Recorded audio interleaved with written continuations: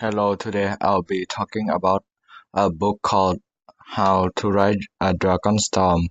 It is the seventh book in the How to Write Your Dragon book series by Cressida Covell.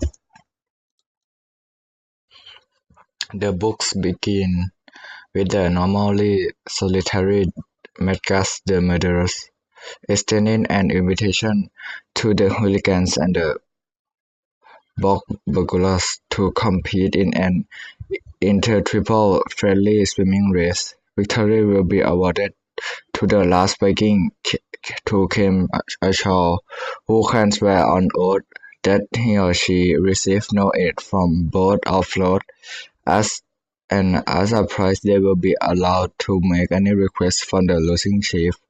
Oathwinky served as a judge, and before setting his calf off, he set an alarm on the ticking thing attached to his wrist and informed he must return within 3 months, 5 days, and 6 hours. With the sounding of the horn, Hiccup and his friends rushed into the water, not expecting to last long. During the first few minutes of the competition, Medgat and his assistant Gumboy tricked Bertha and Stoic into returning to shore, thereby disqualifying them and setting a new record for the fastest time back.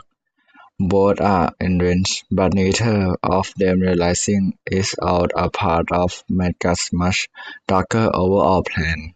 Meanwhile, a confrontation with Snout and with Dogbreath left Fishleg without facilitation armband, as Kamikaze the dragons and Hiccup struggle to keep both themselves and Fishleg afloat as they drift further from land. Horrorcow is sent back to shore for help and things go from bad to worse as they are pulled under by a mysterious creature. The dragon captors then drop the children aboard a strange huge boat named the American Dream 2 in honor of his papa ship, captained by Norbert the Nutjob, and brought to America. Norbert informed Hiccup he agreed to give Medgas shelter on his boat, ensuring he won in exchange for Hiccup, Fishleg, and Kamikaze. Norbert reminds Hiccup of the promise to kill him if the two ever met again, and takes his father ticking thing Hiccup stole. As Norbert falls to the deck, Hiccup discovers Norbert can read the ticking thing and offers to help Norbert navigate to America if he spares their life, and Norbert agrees and sets the children free while the boat discovers many Norbert's strange inventions, including his dragon repelling and keeping the ship from sinking device, a flying machine, and upsetly, the ship is being powered by over 100 slaves. Meanwhile, back on the shore of the murderous mountain, Medgat is the last to return to shore, with the children presumed drowned, and wins the competition. In the grim final part of his plan, he requests both Bertha and Stoic be scarified to the Sky Dragon and the lands to turn over to him as revenge for Stoic's great-grandfather Grimbear.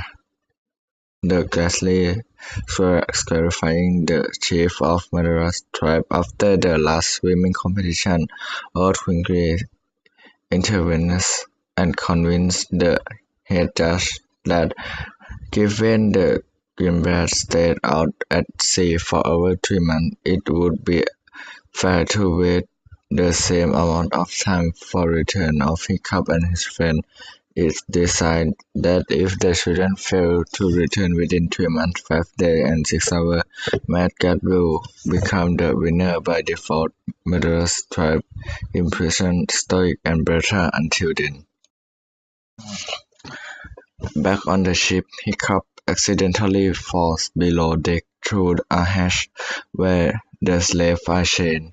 They are about to kill him when he speaks to them in Dragonese and promises to free them if they allow him to leave. They comply, but give him the slave mark so he can forget his promise.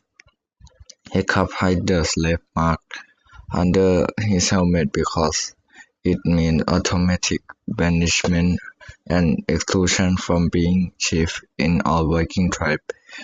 With Stormfire and Tullet accidentally discovered a Dragonid Hiccup formulate an escape plan and slip the substance into the evening meal to put the entire crew to sleep. Hiccup and his friend free all of the slaves and set them afloat on the ship lifeboat. As the ship passed through the Northern Territories, he and his friend attempt to escape with the slave, but this backfired and Hiccup, unknowing an ancient slumbering veteran and Barry get back aboard the ship alive. Norbert informed Hiccup he agreed to give Madgas shelter on his boat, ensuring he won in exchange for Hiccup, Fishleg, and Kamikaze. Norbert reminds Hiccup of the promise to kill him if the two ever met again, and takes his father ticking thing Hiccup stole. As Norbert falls to the deck, Hiccup discovers Norbert can read the ticking thing and offers to help Norbert navigate to America if he spares their life, and Norbert agrees and sets the children free while the boat discovers many Norbert's strange inventions, including his dragon repelling and keeping the ship from sinking device, a flying machine, and obviously the ship is being powered by over 100 slaves.